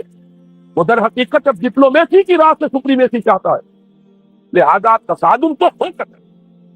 مولانا مناظر حسن گیلانی رحمۃ اللہ علیہ کے خیالات جو ہے وہ مجھے اس سورہ کہف کے ابتدائی آیات کے ضمن میں مجھے ان سے اتفاق ہے، بہت سی چیزیں ان سے ماخوذ ہیں۔ اسی طریقے سے جو حدیث اب میں آپ کو بتا رہا ہوں میرے سامنے اس کا متن نہیں ہے، مولانا حامد میاں رحمۃ اللہ علیہ انہوں نے مجھے یہ بتایا تھا کہ جو میں نے جمع کیے ہیں حالات و واقعات، قیامت سے پہلے جو حالات و واقعات پیش آنے والے ہیں جن کی پیشن گوئی احادیث میں ہے، ان سے معلوم ہوتا ہے کہ ایک بہت بڑی خوفناک جنگ، اتنی بڑی خوفناک جنگ، اور ان کے الفاظ یہ ہے کہ اس میں دونوں فریق جو ہوں گے ان میں بڑی تعداد عیسائیوں کی ہوگی، ادھر بھی ادھر بھی، ایک طرف البتہ عیسائیوں کے ساتھ مسلمان بھی ہوں گے، یہودی بھی ہوں گے، اور دوسری طرف خالص عیسائی طاقت، اور ان کے درمیان اتنی خوفناک جنگ ہوگی۔ الفاظ ان کے یہ ہیں اس حدیث کے جو انہوں نے مجھے بتائے، ایک پرندہ سینکڑوں میل تک پرواز کرے گا اور اسے سوائے لاشوں کے اور کچھ نظر نہیں۔ آپ تصور کیجیے اگر ایٹمک وار ہو جاتی تو یہی ہوگا، ہو جائے گا اور یہ چیز جو ہے یہ بہرحال یہ جتنا کچھ فائل اپ کیا گیا ہے، یہ ڈسٹرکٹیو فورس سائنس کی یوں سمجھیے کہ معراج اب یہی ہے۔ اب تو اسٹار وارز کی باتیں ہو رہی ہے کہ صرف زمین پر نہیں، باہر بھی یہ جنگیں ہمیں لڑنی پڑیں گی، لیکن یہ کہ اس کا کیا حال ہوگا۔ امریکہ میں ایک پکچر تیار کی گئی تھی، دی ڈے آفٹر غالباً اس کا نام ہے، اس میں ایک نقشہ دکھایا گیا اس قدر ہولناک کہ یہ 100 اونچی منزلہ عمارتیں جو ہے یہ ایسے جیسے کہ کچے گھروں میں ہوتے ایسے وہ پگھل کر رہ جائے گی، اور یوں سمجھیے کہ انسان جو ان کے اندر ہوگے، ایک ایک منزل کے اندر، ایک ایک ایسی 100 منزلہ عمارت کے اندر ہزاروں آدمی ہوتے ہیں، جیسے کہ کوئی ایسی کالونی ہو کوئی ان کی ڈیوٹیوں کی، اور اس پوری کالونی کو آپ اپنے پاؤں سے بخل دیں، ایسے چلو اگر وہ جنگ ہو جاتی جس کا نقشہ کیا گیا۔ یہ ہے در حقیقت وہ بات کہ جو مولانا مناظر حسن گیلانی فرما رہے ہیں ان آیات مبارکہ میں، وَيُنذِرَ الَّذِينَ قَالُوا اتَّخَذَ اللَّهُ وَلَدًا، تاکہ خبردار کر دے یہ قرآن ان لوگوں کو جنہوں نے کہا ہے کہ اللہ نے بیٹا بتایا، بدترین شرک کا جنہوں نے ارتکاب کیا، اور اسی ولدیت مسیح کے عقیدے سے وہ ساری کرپشن جو ہے دین خداوندی کی، دین مسیح کی اصل جو دین تھا اس کی جو ہوئی ہے، اس کے نتیجے میں آج نوع انسانی وہاں کھڑی ہے۔ اسی لیے آیت نمبر 2 میں فرمایا وَيُنذِرَ بَأْسًا شَدِيدًا مِّن لَّدُنْهُ، تاکہ خبردار کر دے ایک بہت بڑی جنگ سے۔ ہمارے اکثر مفسرین نے یہاں پہ ایک بہت بڑا عذاب کہہ کر جو ہے وہ گزر گئے، لیکن واحد یہ لفظ ہے قرآن مجید کا، یہ مقام ہے جہاں لفظ باس آیا، اور مولانا مناظر حسن گیلانی نے بحث کی باس تو جنگ کو کہتے ہیں، قرآن مجید میں جہاں بھی یہ لفظ آیا جنگ کو کہتے ہیں۔ تو ایک بہت بڑی ہولناک جنگ جس کے لیے فرمایا من لدنہ، یہ تمہارے اپنے پیمانوں پر نہیں آئے گی، یہ تمہارے حساب کتاب سے نہیں آ سکتا جو ڈسٹرکشن ہوگی۔ جیسے کہ آپ علم لدنی کہتے ہیں، ایک علم وہ ہے جو جانے بوجھے طریقے سے حاصل کیا جاتا ہے، ایک علم لدنی ہے جو خاص اللہ تعالیٰ اپنے کسی بندے کو عطا فرما دے۔ اس جنگ کی جو ہلاکت خیزی ہے وہ تمہارے حساب کتاب میں آنے والی نہیں ہے۔ لِيُنذِرَ بَأْسًا شَدِيدًا مِّن لَّدُنْهُ وَيُبَشِّرَ الْمُؤْمِنِينَ الَّذِينَ يَعْمَلُونَ الصَّالِحَاتِ أَنَّ لَهُمْ أَجْرًا حَسَنًا مَّاكِثِينَ فِيهِ أَبَدًا۔ البتہ اللہ تعالیٰ بچائے گا اپنے اہل ایمان بندوں کو جو نیک عمل پر بھی قائم۔ اب میں وہ حدیث آپ کو سنا دوں، میں نے پہلے بخاری کی حدیث آپ کو سنا دی کہ اس پورے فتنے کے معلوم ہوگا کہ اس کی دونوں آنکھوں کے مابین کافارا لکھا ہوا ہے، کفر، گویا کہ یہ سمبل ہے، یہ علم، یہ علامت ہے اس جدید موجودہ تہذیب کی، کفر، الحاد، مادہ پرستی، خدا کا انکار، آخرت کا انکار، روح کے وجود کا انکار۔ اس کے بعد فرمایا یہ ابو داؤد کی روایت ہے، واللہ ہے تو خدا کی قسم وہ وقت جب آئے گا، ان الرجل یاتی ہے وہو یحسب انہ مومن، ایک شخص حاضر ہوگا اس کے پاس، دجال کے پاس، اور وہ شخص اپنے آپ کو مومن سمجھتا ہوگا کہ مومن ہے. وَيَتَّبِعُهُ بِمَا يُبْعَثُ بِهِ الشُّبُهَاتِ, لیکن جو شبہات اس فتنے کی وجہ سے اس کے اندر پیدا ہو جائیں گے اس کی وجہ سے وہ بھی اسی کی پیروی کریں. آج آپ عالم اسلام طرف چلنے کے لیے ذہنوں کے اندر جو شبہات ہیں, ایمان کے بارے میں یقین کی کیفیت کتنوں کو حاصل ہے, وہی ساری ہماری بھی ویلیوز ہیں, وہی مادی تہذیب جو ہے آج ہم بھی اسی کے پیروکار ہیں. سمجھتے ہیں اپنے آپ کو مسلمان, سمجھتے ہیں وہ نہیں, لیکن ذرا تجزیہ کیجیے. اسی کو میں نے اپنے اس کتاب کے میں اسلام کی نشر ثانیہ میں تفصیل سے واضح کیا کہ در حقیقت رگوں پے میں سراج کر گئی یہ تہذیب. بظاہر جو ہے نظر آتا ہے جیسے روئے ارضی پر, زمین کے اوپر تو آپ کو کہیں اونچائی نظر آ جائے گی, کہیں نیچائی نظر آ جائے گی, کہیں پانی ہے, کہیں خشکی ہے. ذرا اوپر چلے جائیں تو ہوا ہے, ہوا کا غلاف پورے کرۂ ارضی کو اپنے اندر لیے ہوئے. یہی حال ہے ہر ملک میں آپ چلے جائیں, نیچے کے لوگوں میں کچھ مذہب وذہب نظر آ جائے گا تھوڑا بہت. ہندوستان میں بھی اگر کوئی مندروں میں جاتا تو گھٹیا آدمی جاتے ہیں, بیچارے نیچ لوگ جاتے ہیں, بڑا لوگ آدمی کو دیا. ہمارے ہاں بھی جا کے ہوتے ہیں مساجد میں, سفارا تو غریب, پردہ رکھتے ہیں اگر کوئی تمہارا تو غریب. شہروں میں کاروباری طبقہ ضرور رہتا ہے جو نماز روزے کے ساتھ اس کا ایک شوق ہے, لیکن آپ جا کے دیکھ لیجیے دیہات کے اندر کیا حال ہے. تو معلوم یہ ہوا کہ نیچے تو شاید کچھ نہ کچھ فرق ہے, یہ مسلمان ملک ہے, یہ ہندو ملک ہے, یہ فلاں ملک ہے, یہ بدھ مت کا ملک ہے. لیکن اوپر چلے جائیں, یعنی ہر ملک کے اوپر جو ایلیٹ ہے, جو اعلیٰ تعلیم یافتہ, جو آپ کی ملٹری اور سول بیوروکریسی ہے ٹاپ کی, وہ تو ایک ہی رنگ میں رنگے ہوئے, ان کا لباس وہی, ان کا رہن سہن وہی, ان کا تمدن وہی. نام کا فرق اگر نہ ہو تو پتہ نہیں چلے گا یہ مسلمان ہے کہ ہندو ہے کہ سکھ ہے, اور پتہ چلے گا وی پی سنگھ نام ہے تو پتہ چلے گا ہندو ہے. لیکن یہ کہ باقی اس کی وضاحت, اس کا لباس, اس کا اٹھنا بیٹھنا. آپ کے ہاں یہ تو کچھ عوامی دور میں آ کے کرتا شلوار جو ہے وہ آئی ہے, لیکن وہ بھی اندرون ملک ہوتی ہے. باہر جا کر ہمارے اپنے لوگوں کے جو لباس ہوتے ہیں آپ کو دیکھیے کہاں فرق معلوم ہو جائے گا کہ کون مسلمان ہے اور کون ہندو, اور کون پارسی ہے اور کون عیسائی. تو معلوم یہ ہوا کہ اوپر ایک ہی گلوبل سیویلائزیشن ہے جس کا دور ہو رہا ہے, اور اس سیویلائزیشن کے ماتھے پر لکھا ہوا ہے کافارا. اس میں وہ ایمان نہیں ہے, اس میں الحاد ہے, مادہ پرستی ہے, کفر. اس میں آخری حدیث جو میں آپ کو سنا رہا ہوں, حضور نے فرمایا آخر من یخرج الیہ النساء, اس فتنے کی طرف پیش قدمی کرنے والا آخری طبقہ ہوگا عورتوں. وہ جب اس تہذیب کی طرف لپکیں گے, یہ طبقہ جب آگے بڑھے گا, یہ جو ہمارے ہاں بھی جلوس نکلتے ہیں, شریعت کا مذاق اڑانے والے جلوس, اسلامی احکام کی نفی کرنے والے جلوس نکلتے ہیں, اور ان کے جس طریقے سے ڈسپلے ہوتا ہے اخبارات کے اندر, جتنا ان کے لیے اعزاز ہے, جتنی ان کے لیے یہاں پر تکریم ہے ہمارے معاشرے کے اندر, اس کو پیش نظر رکھیے. آخر من یخرج الیہ النساء حتی ان الرجل لیرجع الی امہ وابنتہ واختہ وعمتہ فیوثقها رباطا, یہاں تک کہ ایک بندہ مومن کا حال یہ ہو جائے گا کہ وہ دوڑے گا اور کوشش کرے گا اپنی ماں کو, بیٹی کو, بہن کو, پھوپھی کو باندھ کر رکھے کہ وہ نکل نہ جائے. یہ حال ہو جائے گا کسی شخص کا. آج کتنے لوگ بے بس ہو چکے ہیں, اب وہ باندھ کر رکھنے والے بھی گویا کہ ہتھیار ڈال چکے, ورنہ یہ کہ ایک دور تھا کہ کچھ نہ کچھ باندھ کر رکھنے والے تو تھے, لیکن اب تو آزادی کی صورت آئی ہے تو باندھ کر رکھنے والے جو ہے وہ ہار پر. اب تو آپ دیکھیں گے اچھے بھلے نظر یہ آتا ہے, داڑھی رکھی ہوئی ہے, خود جو ہے وہ مذہبی مزاج کے ہیں, لیکن بالکل بے پردہ کو خاتون جو ہے ان کے سوٹ کے پیچھے بیٹھی ہوئی, یا ان کے کار کے اندر ان کی برابر کی چیزوں پہ بیٹھی ہو جا رہی تھی. بے پردگی, یہ اباحیت, ہمارے اخبارات کا جو حال ہے اس کو دیکھیے. خدا کے لیے یہ رنگین صفحات بند کرو, لیکن مجال ہے جو کسی کے کان پر جھوٹ رکھی. لہذا حدیث کے الفاظ نوٹ کیجیے, آخر من یخرج الیہ النساء, اس فتنے کی طرف پیش قدمی کرنے میں آخری طبقہ جو ہوگا وہ خواتین کا ہوگا. حتی ان الرجل لیرجع الی امہ وابنتہ واختہ وعمتہ, یہاں تک کہ آدمی دوڑے گا, پکڑے گا اپنی ماں کو, اپنی بیٹی کو, اپنی بہن کو, اپنی پتی کو, اور اسے باندھ کے ہی کوشش کرے گا کہ کہیں وہ اس طریقے سے اس دجالی فتنے کے اندر جو ہے وہ اسی کی پیروی کے اندر گھر سے نکل جائے. یہ ہے وہ فتنہ جس کی لپیٹ میں پوری دنیا آئی. اب نوٹ کیجئے, اس فتنے کے لیے اب میں چند باتیں اور کہہ رہا ہوں. لغوی بحث کیا ہے, دجال کسے کہتے ہیں؟ یہ بنا ہے لفظ دجل سے.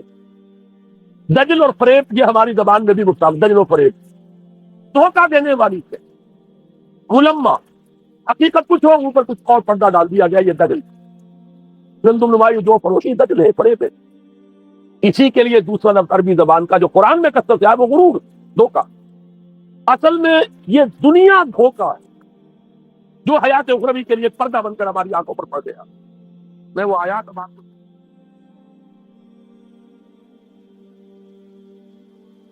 یا ایھا الذین آمنوا لا تلھکم اموالکم ولا اولادکم عن ذکر اللہ ومن یفعل ذلک فاولئک هم الخاسرون.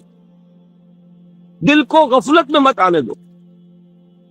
دل غافل ہوگا شیطان کا ڈیرا بن جائے گا. وہ دوام ذکر میں، البتہ یہ ذہن میں رکھیے کہ دوام ذکر کا ذریعہ کیا ہے، اس میں بگالتے ہیں لوگوں کو.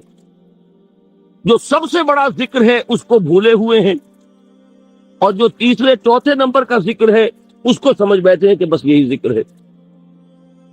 سب سے بڑا ذکر، مجسم ذکر قرآن ہے.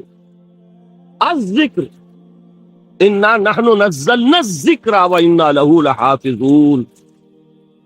وہ الذکر کون سا ہے؟ قرآن. اسی کو فرمایا، میں نے وہ آیت سنائی تھی کہ لوگ تنزیہ کہتے تھے، یا ایھا الذی نزل علیہ الذکر انک لمجنون. حضور سے مخاطب ہوا کہتے ہیں فلاں جس کے اوپر کے اس کے خیال کے مطابق ذکر نازل ہوا ہے، ہم تو تمہیں پاگل سمجھتے. وہاں بھی لفظ کیا ہے؟ الذکر. تو معلوم کیا ہوا؟ انا انزلنا الیک الذکر لتبین للناس ما نزل الیہم. یہ الذکر ہے. تو اس سے بڑا ذکر کوئی نہیں. تلاوت قرآن، تدبر قرآن، غور و فکر قرآن کا، قرآن کو یاد کرنا. اس پر میرا کتاب جو ہے مسلمانوں پر قرآن مجید کے حقوق، اب تو یہاں شاید کوئی کتاب موجود نہیں رہی ہے، اور اگر آپ کو ضرورت ہوتی ہے پاکستان سے منگا لیتے ہیں ہر شے، پڑھیے انشاءاللہ آ جائے گی چیزیں. نمبر 2 ذکر کیا ہے؟ اقیم الصلاۃ لذکری. نماز کو قائم کرو میری یاد کے لیے. یہ ذریعہ ذکر میں، وہ تو ہے ہی مجسم ذکر، اور یہ ذریعہ ذکر میں سب سے اہم ہے. یہ عملی ذکر بھی ہو رہا ہے اور قولی بھی ہو رہا ہے. سورہ فاتحہ پڑھی آپ نے، قرآن شریف کی کچھ آیات پڑھی، پھر رکوع کیا. یہ رکوع جو ہے یہ آپ کا عملی ذکر ہے کہ آپ نے اپنے وجود سے اللہ کی عظمت کو تسلیم کیا. پھر آپ سجدے میں گرے، یہ آپ کا عملی ذکر ہے کہ اپنے وجود سے آپ نے اللہ کی عظمت کو اور تسلیم کیا. تیسری چیز ہے مسنون دعائیں اور مسنون اذکار جو حضور سے ثابت. ہمارے ہاں کیا ہو گیا، مجھے فلاں بزرگ نے یہ چیز بتائی ہے، وہ تو پڑھتے چلے جا رہے ہیں. نہ قرآن سے دلچسپی، نہ اذکار مسنونہ سے دلچسپی. ادعیہ معصورہ، آپ غور کریں گے کہ زندگی کے ہر عمل کے لیے حضور کی دعا موجود ہے. صبح اٹھے دعا ہے، آنکھ کھلتے بیت الخلاء میں داخل ہونے لگے دعا ہے، نکلے دعا ہے، وضو کرنے بیٹھے دعا ہے، فارغ ہوئے دعا ہے، مسجد کے لیے گھر سے نکلے دعا ہے، مسجد میں داخل ہوئے دعا ہے. مسجد میں تو ہے ہی ذکر، نماز ہے، تلاوت ہے. باہر نکلے دعا ہے، گھر میں داخل ہونے لگے پھر دعا ہے. سواری پر سوار ہو رہے ہیں دعا ہے، اتر رہے ہیں دعا ہے، شیشہ دیکھ رہے ہیں دعا ہے، کپڑے پہن رہے ہیں دعا. زندگی کا کوئی عمل نہیں یہاں تک کہ جو تعلق زر و شو ہے، جس کو کہ خالص حیوانی بات سمجھا جائے گا، اس کے لیے بھی دعا ہے. غفلت میں وہ کام بھی نہیں کرتا. سمجھ رہے ہیں آپ؟ اب آپ غور کیجئے، اس میں کوئی اضافی وقت نہیں لگا، اضافی پوسچر اختیار نہیں کیا آپ نے، یوں بیٹھو، اس طرح بیٹھو، یوں کرو. کوئی آپ کا وقت اضافی نہیں لگا. جو کام کر رہے ہیں اور آپ اللہ کو یاد کر رہے ہیں، اور وہ اللہ کی یاد اس کام کی مناسبت سے ہے. ان ادعیہ معصورہ سے 2 تعلق جڑ گئے انسان کے. دعا کس سے کر رہے ہیں؟ اللہ سے. جڑا کہ نہیں؟ اور یہ الفاظ کس کے ہیں؟ محمد رسول اللہ کے. تو آپ کے 2 تعلق جڑ گئے.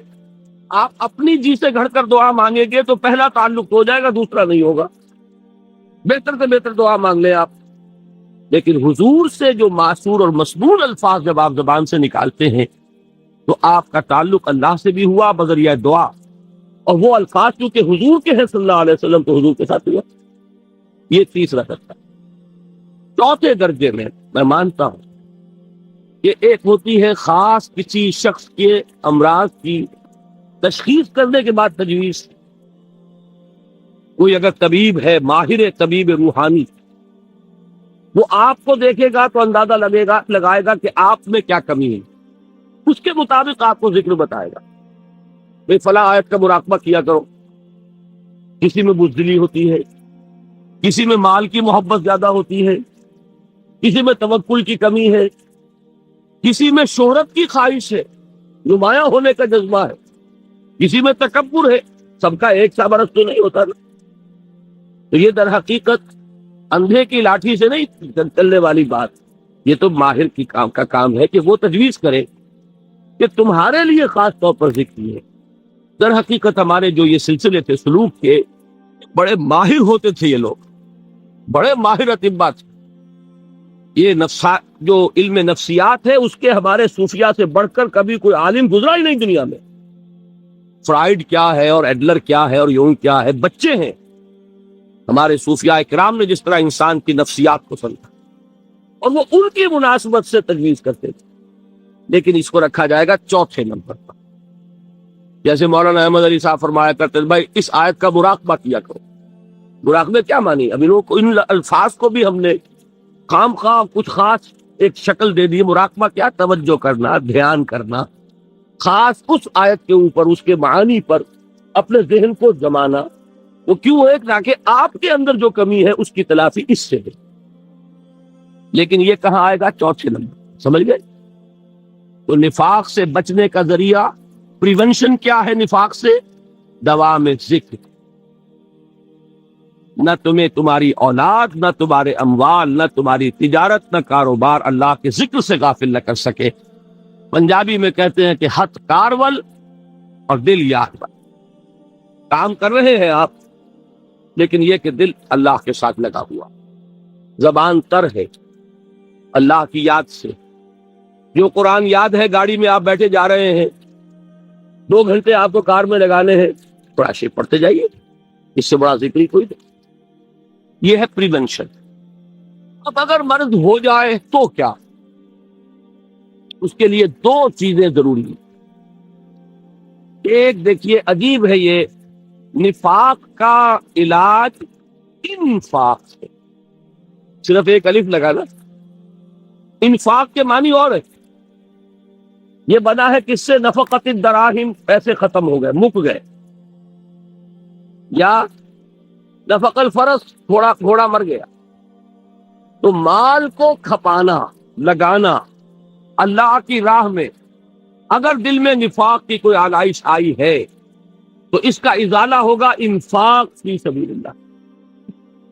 مال اللہ کی راہ میں دیجیے، صدقہ کیجیے، خیرات کیجیے، دیجیے، اللہ کے دین میں لگائیے۔ جتنا لگائیں گے نفاق دھل جائے۔ اس لیے کہ اصل سبب نفاق کا ہے ہی حب دنیا، دنیا کی محبت۔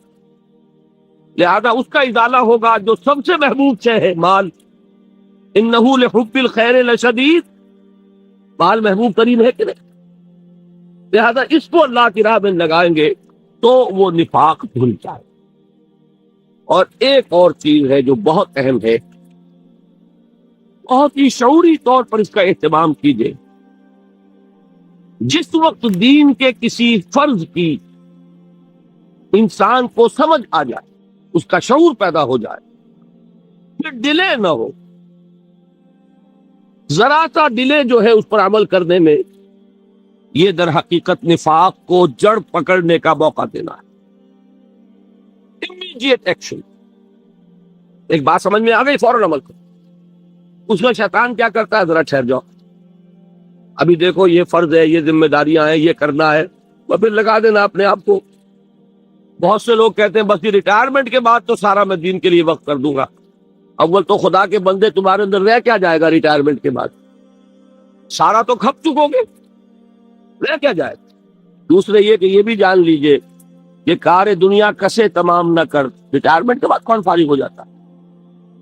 بیٹوں بیٹیوں سے فارغ ہوئے تو پوتے پوتیاں موجود ہیں، نواسے نواسیاں موجود ہیں، کبھی بھی وہ بوجھ ختم نہیں ہوتا زندگی کا۔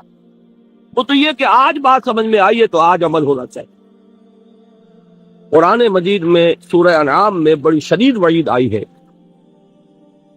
الفاظ ہیں یہ،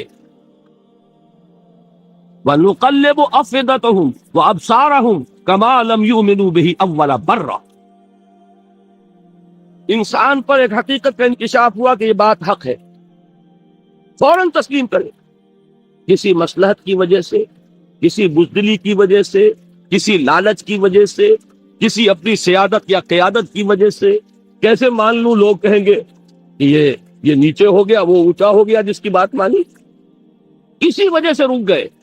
تو اللہ تعالیٰ اندر سے وہ جو استعداد ہے حق کو پہچاننے کی وہ سلب کر دیتا۔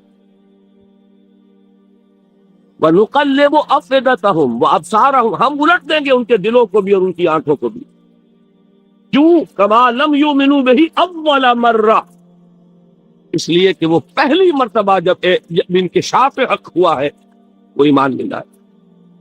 اس کا میں ایک واقعہ آپ کو سنانا چاہتا ہوں کہ کس طرح صحابہ کرام پر بھی وقتی طور پر یہ واقعہ اگر صحابہ کرام کا نہ ہوتا تو یہ حقائق سمجھ میں نہ آتے۔ غزوہ تبوک کے موقع پر یہ میں جملہ انکمپلیٹ رہ گیا، ضعف ایمان کا حملہ ہو جاتا تھا، نفاق کا نہیں معاذ اللہ، لیکن ضعف ایمانی کی اگلی منزل شروع ہو جاتی ہے نا نفاق۔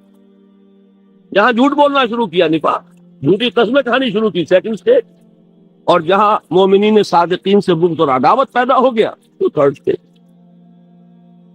تو وہ ضعف ایمان کا کیسے ہوتا ہے یہ حضرت کعب ابن مالک نے بڑی تفصیل سے بیان کیا ہے۔ غزوہ تبوک کے موقع پر جہاں منافقین نے آ کر جھوٹے بہانے بنائے، جھوٹی قسمیں کھائیں اور حضور سے ایگزمپشن لے لی، چھٹی لے لی، رخصت لے لی، وہاں 3 ایسے صحابہ بھی تھے جو مومن صادق تھے، لیکن وقتی طور پر شیطان نے انہیں ورغلایا۔ کیسے ورغلایا وہ سمجھ لیجیے۔ کعب ابن مالک نے تفصیل سے بیان کیا ہے، اور میرے نزدیک یہ جہاں تک میرا مطالعہ ہے طویل ترین حدیث ہے، بخاری اور مسلم میں بھی موجود۔ حضور جب واپس آئے ہیں اور اب آپ نے ایک ایک کو بلایا، جن لوگوں نے تو پہلے ہی جھوٹی قسمیں کھا لی تھی ان کو تو بلانے کی ضرورت نہیں تھی، لیکن کچھ لوگ ایسے بھی تھے کہ جنہوں نے ایگزمپشن بھی نہیں لی تھی اور گئے بھی نہیں تھے۔ اب ان کو آپ نے ایک ایک کر کے پیشی ہوئی، آپ کیوں نہیں گئے تھے؟ تو اب جو منافقین تھے ان میں سے انہوں نے اس موقع پہ جھوٹی قسمیں کھا لی۔ خدا کی قسم حضور ہم تو بالکل تیار تھے، پوری میں نے تیاری بھی کر لی تھی، پورا ارادہ تھا، یہ وقتی طور پر یہ مصیبت مجھ پر آ پڑی۔ جس نے قسم کھائی انہوں نے کہا اچھا ٹھیک ہے جائیے۔ کعب ابن مالک کی باری آئی تو ان کے الفاظ اپنے یہ کہ جب میں پیش ہوا تو حضور کے چہرے مبارک پر ایک غصے والی مسکراہٹ تھی، زہر خلق کہتے، ایک مسکراہٹ ہے لیکن غصے کے ساتھ، غضبناک۔ آپ فرمائیے آپ کیوں نہیں گئے؟ حضرت کعب یہ فرماتے ہیں کہ میں نے عرض کیا کہ حضور زبان میرے پاس بھی ہے، جھوٹ میں بھی بول سکتا ہوں، لیکن جھوٹ بول کر میں اس وقت آپ کی ناراضگی سے تو بچ جاؤں گا لیکن اللہ کے پکڑ سے نہیں بچ سکوں گا۔ میں اعتراف کرتا ہوں کہ جتنا صحت مند میں اس زمانے میں تھا کبھی نہیں تھا، جتنا فارغ البال اس وقت تھا کہ میرے پاس ساز و سامان موجود تھا راستے کے لیے، اتنا میں کبھی نہیں تھا۔ لیکن ہوا کیا؟ ہوا یہ کہ مجھے میرے نفس نے، شیطان نے پٹی پڑھائی۔ وہ پٹی کیا پڑھائی کہ حضور تو 30,000 کے لشکر کے ساتھ چلیں گے تو لشکر تو سلولی موو کرے گا نا، تمہارے پاس بڑی تکڑی، بڑی توانا صحت مند اونٹنی ہے، تم ذرا 2 دن بعد چلنا تیزی کے ساتھ اور حضور سے مل جانا، بس یہ تاخیر کاربا۔ تو انہیں خیال آیا کہ ابھی 2 دن گھر کی ٹھنڈی چھاؤں ہے، میں یہاں پہ جو آرام ہے وہ کر لوں۔ مجھے جگر کا شعر یاد آیا ہے کہ تپتی راہیں مجھ کو پکاریں، دامن پکڑے چھاؤں گھنیری۔ ایک طرف فرض کی پکار ہے، اس میں تو ظاہر بات ہے کہ وہ تپتی راہیں ہیں، لا تنفروا فی الحر سنا چکا ہوا آیت۔ یہاں گھر میں، نخلستان میں، کھجوروں کی چھاؤں میں، اہل و عیال میں یہ ٹھنڈی چھاؤں جو ہے یہ پکڑ رہی ہے، بھائی 2 دن ٹھہر کے چلے جاتا، ٹھیک ہے، کوئی نیت میں خرابی نہیں نا۔ اس کے بعد پھر جب ابھی 2 دن اور ٹھہر جاؤ، یہ تو بڑا لمبا سفر ہے، ذرا تیز اور دوڑ لیتا۔ تو فرماتے ہیں کہ حضور میں اسی طریقے سے تاخیر و تعویق میں پڑا رہا، یہاں تک کہ ایک روز اچانک مجھ پر یہ چیز منکشف ہوئی کہ تو میں چاہے کتنا بھی تیز چل لوں میں آپ سے نہیں مل سکتا، میرے اعصاب ڈھیلے ہو گئے، اس طرح میں محروم رہا۔ حضور نے بائیکاٹ کا حکم دیا صحابہ کو. 3 صحابہ تھے ایسے, 2 اور تھے جنہوں نے اسی طریقے سے اعتراف کیا. حضور نے حکم دے دیا کوئی ان سے گفتگو نہ کرے. سوشل بائیکاٹ بڑی سخت سزا تھی جو دی گئی ہے, اس کی بڑی تفاصیل ہے. اللہ تعالیٰ شوق دے تو وہ حدیث پوری پڑھیے. میں نے تو 2 جمعوں میں ایک مرتبہ صرف اس ایک حدیث کو بیان کیا. شاید کہیں کیسٹس ہوں میرے ہاں, ہمارے نمبر کوئی مجھے یاد نہیں ہے, لیکن یہ بڑی عجیب حدیث ہے. لیکن اس میں جو اصل سبق ہے وہ کیا ہے؟ اس طریقے سے شیطان لے تو لال, تاخیر, تعویق, ابھی کیا جلدی ہے, ذرا اس کام سے فارغ ہو لو, ذرا پھر تلافی کر لینا, ذرا زیادہ زور سے کام کر لینا. یہ وہ چیز ہے کہ جو وہ تو خیر صحابی تھے, بچ گئے. اگر وہاں جھوٹی قسم بھی کھا دیتے تو گئے تھے. یہ تو اتنا ہی ہے نا, مردی و نامردی قدم فاصلہ دارت. اس میں تو یہی ہے کہ ذرا ایک جھوٹی قسم کھا دیتے, جھوٹے بہانہ بنا دیتے, تو اب ضعف ایمان نہ رہتا, وہ نفاق کی طرف شروع ہو جاتا. وہ اللہ تعالیٰ نے ان کو بچایا. لیکن یہ کہ ہم کیسے بچیں گے اگر ہم نے یہ روش اختیار کی؟ لہذا 3 کام دوام ذکر نمبر 1, اس کی میں شرح کر چکا ہوں. 4 اذکار یاد کر لیجیے گا ان کو, ورنہ کیا فائدہ. نمبر 2 انفاق فی سبیل اللہ, نفاق کا علاج انفاق. نمبر 3 یہ عادت اپنے اندر پیدا کیجئے شعوری طور پر کہ جب ایک حقیقت واضح ہو جائے فوراً اعتراف کہ ہاں بھائی بات ٹھیک ہے یار. جب ایک فرض کا احساس ہو جائے فوراً اس کی ادائیگی کے لیے آغاز. تاخیر و تعویق ہے کہ جس سے پھر نفاق کو موقع ملتا. اللہ تعالیٰ مجھے اور آپ کو حقیقی ایمان عطا فرمائے اور نفاق سے بچائے. اب آئیے حقیقت و اقسام شرک. دیکھیے ہر شخص یہ جانتا ہے کہ اسلام دین توحید ہے. ایک لفظ میں اگر کہیں گے تو اسلام کا سب سے بڑا بس, سب سے بڑی علامت توحید. مجھے اقبال نے کہا کہ توحید کی امانت سینوں میں ہے ہمارے, آسان نہیں مٹانا نام و نشاں ہمارا. تو توحید ہے. توحید کی ضد ہے شرک. ٹھیک, اس سے میں ایک نتیجہ نکالتا ہوں. کوئی مسلمان جان بوجھ کر مشرک نہیں ہو سکتا. یہ میرا نتیجہ ہے. جان بوجھ کر مشرک نہیں ہو سکتا. وہ شرک میں مبتلا ہوگا تو نہ سمجھی میں ہوگا, نادانی میں ہوگا, اسے شرک نہیں سمجھے گا. یہ ممکن نہیں ہے کہ کوئی مسلمان ہو, گیا سے گیا مسلمان, گزرا سے گزرا مسلمان, گھٹیا سے گھٹیا مسلمان, لیکن وہ شرک کو شرک سمجھتے ہوئے اس میں آلودہ ہوتا. کیا سمجھ میں نہیں آتا کہ شرک. تو ضرورت بہت ہے کہ ہم یہ پہچانے کہ یہ شرک ہے کیا. دوسری بات یہ جان لیجئے, ہمارے دین میں ناقابل عفو جرم کون سا ہے؟ 2 مرتبہ بیان فرمایا گیا سورہ نساء میں صرف. ان اللہ لا یغفر ان یشرک بہ ویغفر ما دون ذلک لمن یشاء. اللہ تعالیٰ اسے تو ہرگز نہیں بخشے گا کہ اس کے ساتھ شرک کیا جائے, ہاں اس سے کم تر جس کو چاہے گا معاف فرما دے گا. نوٹ کر لیجئے, اس کی بھی اندر بھی اوپن لائسنس نہیں ہے کہ بقیہ سارے گناہ لازماً معاف کر دے گا. یہ نہیں ہے. اس سے تو آپ میں جرت پیدا ہو جائے گی, باقی سب کیے جاؤ. یہ نہیں, جس کو چاہے گا بخش دے گا, لیکن امید ضرور دلا دی کہ شرک سے کم تر کوئی گناہ ہو تو اس کی بخشش کی بغیر توبہ کے. اللہ تعالیٰ نے امید دلائی. توبہ سے تو شرک بھی معاف ہو جائے. اس سے مراد کیا ہے؟ بغیر توبہ کے. اللہ تعالیٰ نے فرمایا کہ اور گناہوں کے بارے میں تو امید کی جا سکتی ہے, لیکن شرک کے بارے میں ہرگز نہیں. اہمیت واضح ہو گئی. مزید نمبر 3,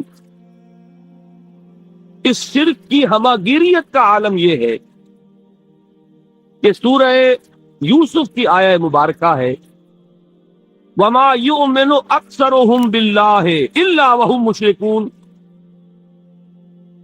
انسانوں کی اکثریت کا حال یہ ہے کہ وہ اللہ پر ایمان نہیں رکھتے مگر کسی نہ کسی قسم کے شرک کے ساتھ. یہ یونیورسلٹی ہے اس کی. کہ اللہ کو بھی مان رہے ہیں لیکن کسی نوع کا شرک جو ہے وہ بھی لگا رکھا ہے. وما یؤمن اکثرهم باللہ، انسانوں کی اکثریت کا حال یہ ہے کہ وہ ایمان نہیں رکھتے اللہ پر الا وهم مشرکون، مگر یہ کہ کوئی نہ کوئی شرک بھی کرتے ہیں. چوتھی بات یہ سمجھیے کہ شرک ہر دور میں بھیس بدل کر آتا. یہ ضروری نہیں ہے کہ شرک کی جو قسمیں آج سے 200 برس پہلے تھی صرف وہی آج بھی رہے. ہو سکتا ہے کہ بالکل نئی شکلیں اس شرک نے اختیار کر لی. اس سے کیا نتیجہ نکلا کہ اگر اجتہادی بصیرت نہیں ہوگی تو ہو سکتا ہے کہ ایک شخص جو ہمارے سابق علماء نے لکھ دیا کہ یہ چیز شرک، یہ چیز شرک، یہ چیز شرک، یہ چیز شرک، آج سے 500 برس پہلے کا انسان بڑے سے بڑا عالم دین اپنے زمانے کے شرک کو پہچان کر تو لکھ سکتا ہے. اس سے تو آپ بچ رہے ہیں.